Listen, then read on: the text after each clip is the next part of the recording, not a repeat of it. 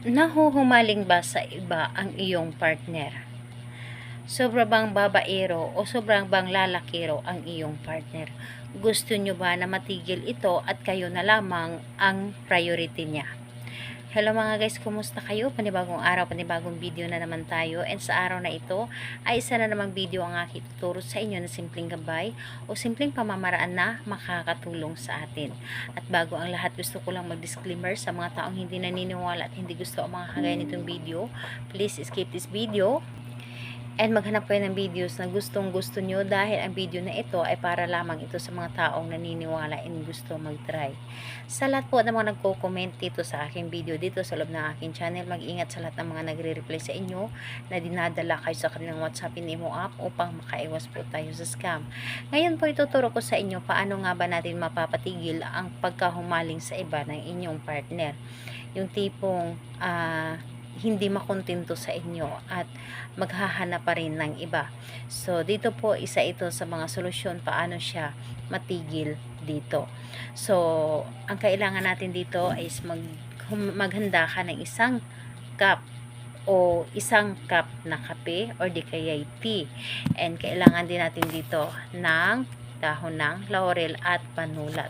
So sa panulat naman, pwedeng red or itim na panulat. Yun po ang ating dapat na gamitin. And maganda din tayo ng lighter o di kaya posporo. So yun ang ating dapat na ihanda. And kailangan na alam mo sa iyong sarili na gustong-gusto mo itong gawin, buo ang inyong loob, tiwala at paniniwala sa paggawa nito at hindi ka nagdududa dapat dito. So ngayon kapag ready ka na, pwede mo na itong umpisahan. So ang gagawin mo lamang dito, napakadali lamang. Dito sa isang, halimbawa ito ay may laman ng kape, dapat kape lamang or tea. Dito sa iyong cup na naglalaman ng kape or tea ay lagyan mo itong dahon ng laurel. Pero, dito sa dahon ng laurel, isulat mo dito ang kanyang pangalan. Isulat mo dito ang kanyang pangalan at isulat mo rin dito, itigil na ang pagkahumaling sa iba. So, dito po, kapag naisulat nyo na dito, bago ninyo sunugin ito, humiling lamang kayo.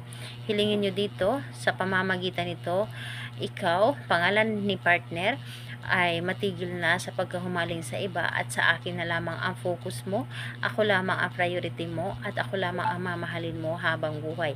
So dito po, pagkatapos mo humiling dito, isunugin mo po ito.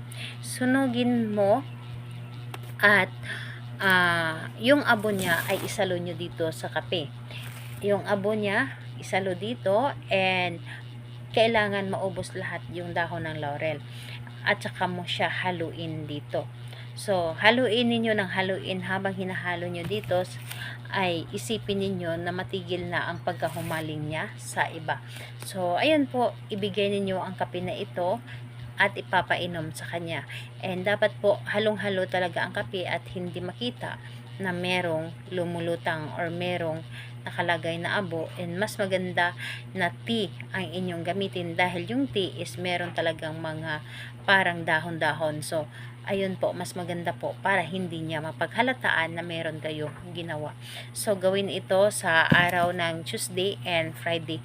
Yun lamang ang araw na pwede ninyong gawin. So kahit anong oras naman pwede, basta araw lamang ng Tuesday and Friday ang paggawa nito. Pwedeng pagka Tuesday, gawin ninyo, and pagka Friday, gawin ninyo ulit. Wala pong problema. Yun ang gagawin po ninyo. And think positive, ito ay gagana at matigil na ang pagkahumaling ng inyong partner sa iba. So, ayan po. Salamat po sa inyo. Bye-bye everyone. God bless us all.